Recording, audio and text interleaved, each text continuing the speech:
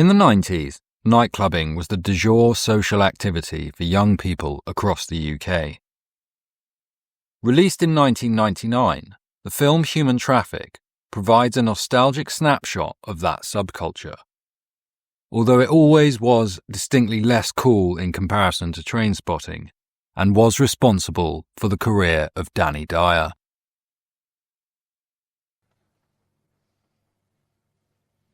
And R2D2, when he's, remember that?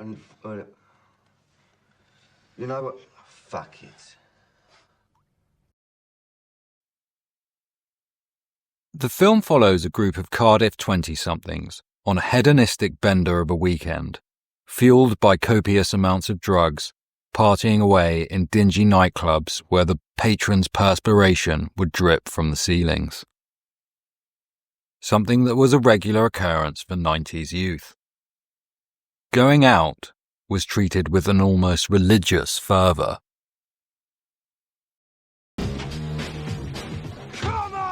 The weekend has landed. All that exists now is clubs, drugs, pubs and parties. I've got 48 hours off from the world, man. I'm gonna blow steam out of my head like a screaming kettle. I'm gonna talk cod shit to strangers all night. I'm gonna lose the plot on the dance floor. The free radicals inside me are freaking, man. Tonight I'm Chip Travolta, I'm Peter Popper. I'm going to Never Neverland with my chosen family, man. We're gonna get more spaced out than Neil Armstrong ever did. Anything could happen tonight, you know? This could be the best night of my life. I've got 73 quid in my back burner. I'm gonna wax the lot, man. The Milky Bars are on me! Yeah! Calling all the crusaders of the dance floor in green light mode. Disco queens, club casualties, come on! Let's join forces! Let's hoop it! Dance music culture of the 90s had echoes of the 1960s naive radicalism, the idea that you could change the world with drugs and music. Nightclubbing was the activity for young people, and there didn't seem any reason for that to change, no matter how savage the come-downs were. Well, what goes up must come down, and down, and down. Everyone looks ill at the end of the night. They've all lost the power of speech, desperately avoiding eye contact. Your new soulmate that you've been talking cod shit to for the past 5 hours about the story of creation or the 4th Star Wars film is now a complete stranger. You can't even look him in the eye. The only thing you've got in common now is paranoia. It's coming through the walls, man. The children of ecstasy aren't safe anymore. We're no longer all together as one, but separate mental patients that yearn to be ejected out of this poisoned atmosphere to a warm bed and friendly therapist. Reality's on her way. Where am I? What have I done? Was it worth it? And by the way, what the fuck happened here? All you have to look forward to now is unconsciousness. But you can never sleep. It is interesting to see how the nonsense of 1960s radicals like Michel Foucault had become the nonsense of the common idiot of the 1990s, filtered down through the culture. Yeah, but sanity, man. How do you define that? How do you define sanity?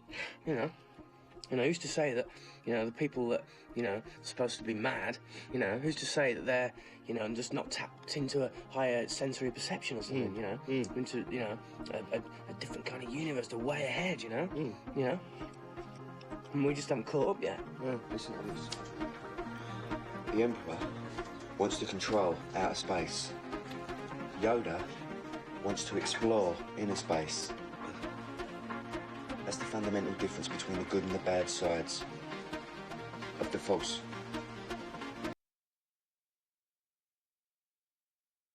For a while now, I had been feeling nightclubs had suffered a serious wane in appeal amongst the Zoomers, but felt that I was just old and bitter like Andrew Lincoln's character, reminiscing about the glories of yesteryear. It used to attract open-minded people who were looking for something new. Yeah. And people are a lot more friendly. Rewatching Human Traffic did make me nostalgic for the carefree juvenile energy of the era, but in hindsight, it does seem pretty ridiculous. Lately, it seems I'm not the only one lamenting the desolation of nightlife in many of the UK's towns and cities. What has happened to the UK? I'm in what was once a thriving Saturday night nightlife town in the middle of England. It is now a ghost town.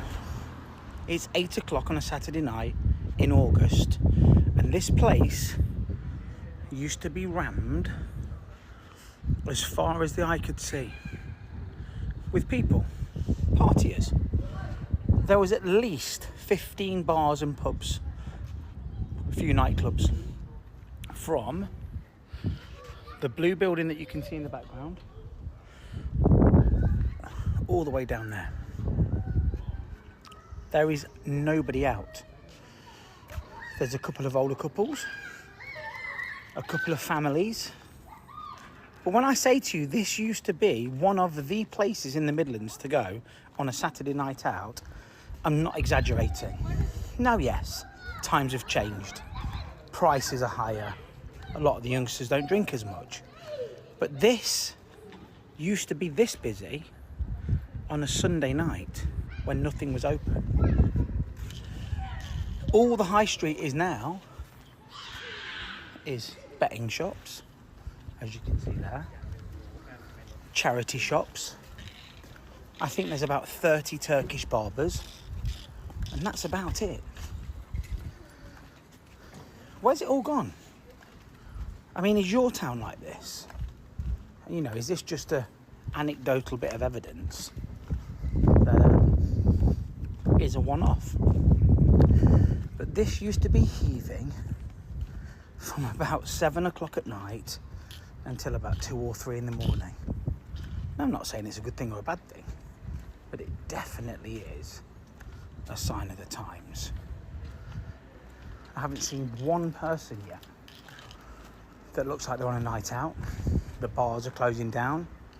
I've heard Revolutions are closing down. I've heard TGI Fridays are closing down. There's just nothing left. Nothing left. So what are youngsters doing now? Are they staying in? Are they teetotal? They're not going out for a night out? I've seen a few videos of people on nights out and they're all sat on the phone. Which is funny because you're sat on your phone watching this. But yeah, this was a once thriving market town, Saturday night. There's barely a soul around. Sign of the times. Evidence that the UK nightlife economy is in steep decline is stacking up. In 2013, the UK had approximately 1,700 nightclubs. By 2024, that number had dropped to less than 800. Meaning that half the nightclubs in the UK had shut down in just over a decade. The apex of clubbing's popularity in the 90s now seems in the distant past. What could have caused this dramatic decline?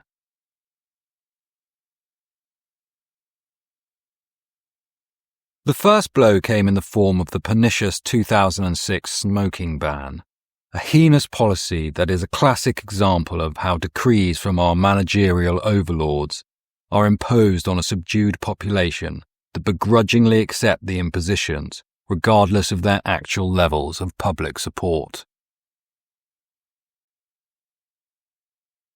The 21st century's fitness obsession is another reason for the decline in the popularity of nightclubbing. While the two activities are not mutually exclusive, burning the candle at both ends is difficult, and many people now prioritise their fitness regime over getting trashed every weekend.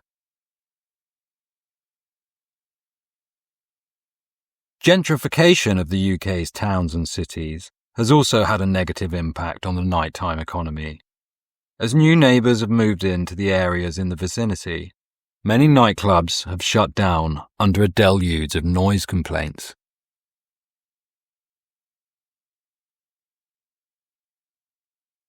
The increasing popularity of festivals is also a contributor. Tickets for these events can be pricey, and much money that used to be spent in nightclubs now goes on festivals. Although even these seem to have reached their zenith. Many did not survive COVID, and it is likely that many more will go bust in the coming years.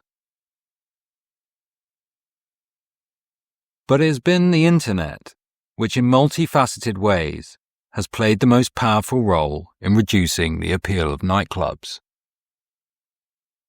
One major difference between now and the 1990s is that there's a lot of content compared to back then, when you only had 4 TV channels, and staying in is a lot less boring than it used to be. Combined with this, much social media, like Instagram and Facebook, is dominated by eye-catching images. Nightclubs are terrible places for photos, and they aren't the magnet for social media likes that holiday posts are. On the flip side, nightclubbing often involved lots of insane behaviour and K-holes. In the 90s, any seriously embarrassing faux pas were left with just a handful of witnesses, likely to be forgotten when someone else did something stupid next week. Today, mass ownership of camera phones means such behaviour can now turn you into a global laughingstock, which is not something anybody wants. Being dark and full of highly intoxicated people, nightclubs were the centre of hookup culture in the 90s. This being the underlying motivation for many people to engage in something where I'm sure I can't be the only one who occasionally pondered, am I really enjoying this? Internet dating apps have essentially replaced nightclubs in this respect, offering more choice and being more convenient. Lurking in the background is a more sinister reason for the decline of nightlife in the UK. Clubbing is an activity that involves proximity to many strangers, something that only really works in a high-trust society. The decline in the popularity of nightclubs can be seen as a symptom of the reduction of social cohesion the UK has experienced, along with much of Western civilization in the 21st century.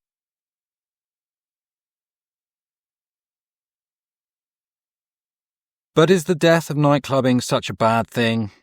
Maybe it's better our youth spend their weekends designing computer programs to read burnt scrolls from Pompeii, instead of trying to force-feed themselves enlightenment with drugs and terrible dancing. Much has changed in both the UK nightlife scene and global politics since the 90s. And today it seems for both Western global hegemony and the UK clubbing scene, the party is over.